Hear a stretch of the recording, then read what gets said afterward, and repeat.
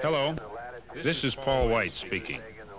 I was on the first Skylab crew, and I'd like to speak to you about World Environment Day. When you're 260 miles out in space, it's easy to see that old Mother Earth is just another spaceship, and it's clear that everyone is in it together, just as we were on Skylab.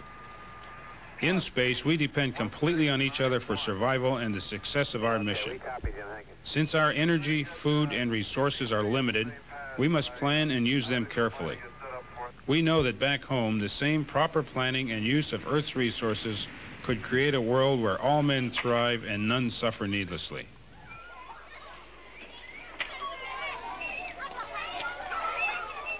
So on World Environment Day this year, let's all consider how a little care can make a world of difference.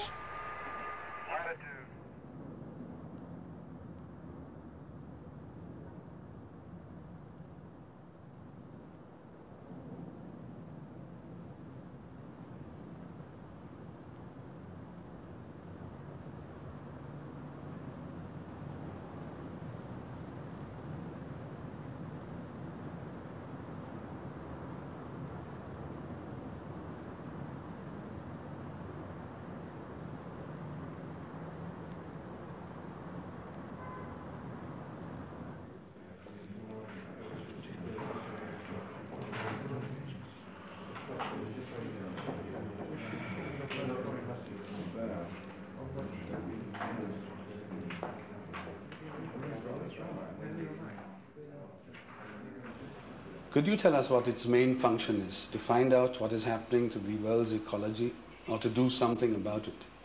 Well, I think the best way to put it would be to say that we're trying to help countries and the world at large to find out what is happening to the world's environment and to help devise ways to deal with problems, preferably before they really become serious, but always in terms of knowledge about what is really going on.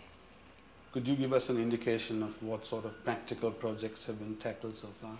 Well, we've been working on setting up a global environment monitoring system which will build upon data which is already being taken and add new stations so that we can find out what is happening to various kinds of pollutants that are going into the air and the water and into food as a means of really keeping a watch over the state of the Earth's environment.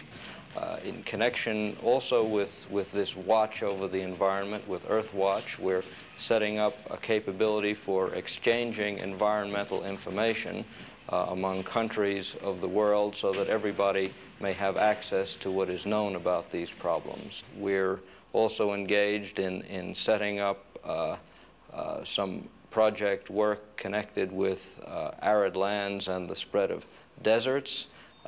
We hope that it will be possible to find out some of the underlying reasons behind this and perhaps reverse some of the spread that has been occurring in various parts of the world. These are just small samples out of a rather broad program.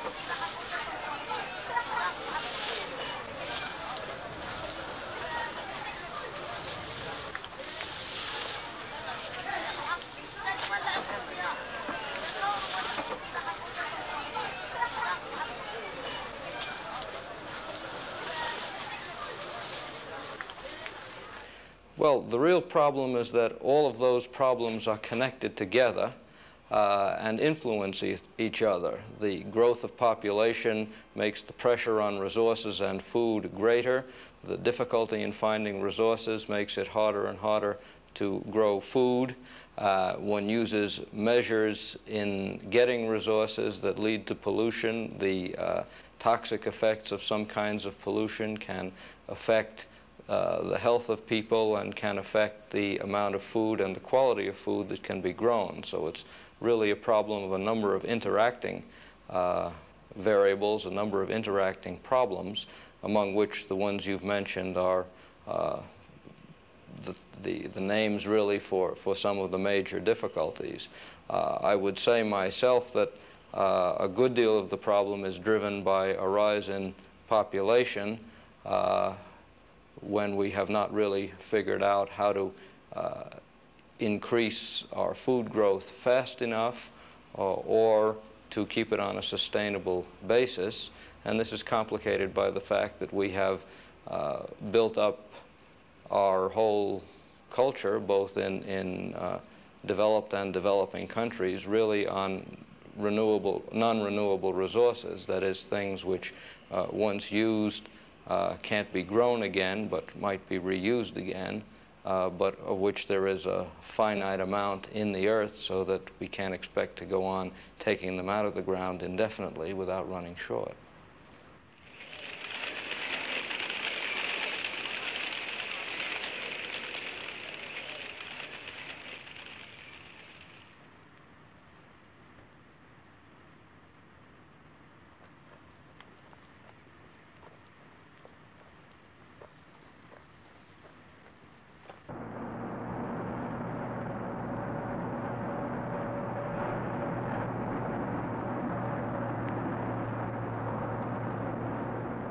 Something about that? Well, we know that we are putting carbon dioxide and particulate matter into the atmosphere, and we know that these have effects on the heat balance of the Earth. There is considerable controversy among climatologists and meteorologists as to what kind of effect this will have. Whether it will lead to warming, which might have effects on the polar ice, which would change sea level. Whether this, on the contrary, might have some cooling effects. And there are some meteorologists, climatologists, who feel that these may change the pattern of the world's weather and in fact blame some of the drought problems in the Sudan Sahel region and other parts of the world on just such a change in the world's weather patterns.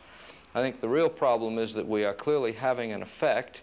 We don't know exactly how to predict what these effects will be, but to the extent that we can predict, we can see that some of the possible directions that we might be driving weather and climate in would be quite disastrous.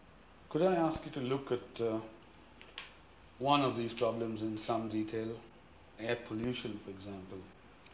Well, I think a good deal is already happening in this direction. To a great extent, the nature of the air polluting activities that we've been engaged in were simply due to the fact that we were not paying much attention to emission. There has gradually been change and improvement in the technology that can be applied to various kinds of emissions. Some of the difficulties that are being faced are because we have left it for quite a long time before we started to take action. Now we're trying to take action very rapidly. I think some of this will smooth out over time, and a great many actions to control that kind of emission will take place automatically. So that I think that is a problem which is likely gradually to be solved. Water pollution has some great difficulties because some of the sources of pollution are in runoff from fields and not such concentrated point sources as we tend to have in air pollution. So that may have some other difficulties, but I think generally speaking the same thing is true for water pollution as for air pollution. It will be a gradual process of cleaning up and changing the ways in which we do things.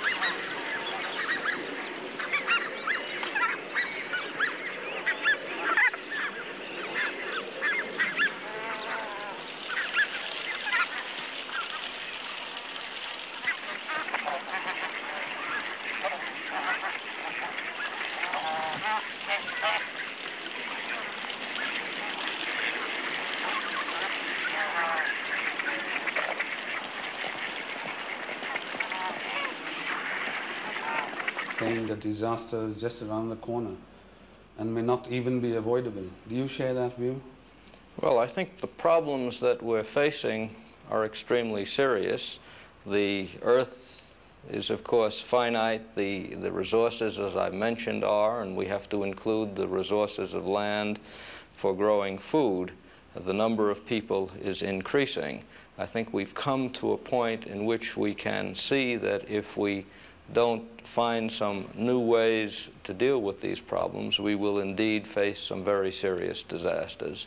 I think the problem of food alone over the next decades is going to be a potential disaster area for a large portion of the world's population. And it is not clear that we have yet adopted means of land use and of agriculture which can cope with that kind of problem. And so I don't know that I share the complete pessimism of immediate disaster, but I have a feeling that we have some extremely serious problems ahead of us, and they're just beginning to be focused on broadly enough so that we have a reasonable chance of dealing with them. It's common for people to say, well, technology will solve this, but technology can solve many problems. It's possible that there will be some magic pulled out of the hat, but it's difficult at the moment to see what kind of technology even would cope with the pressures on world food resources and on other resources unless we find some new ways to distribute them and unless we somehow deal with some of the coming population problems.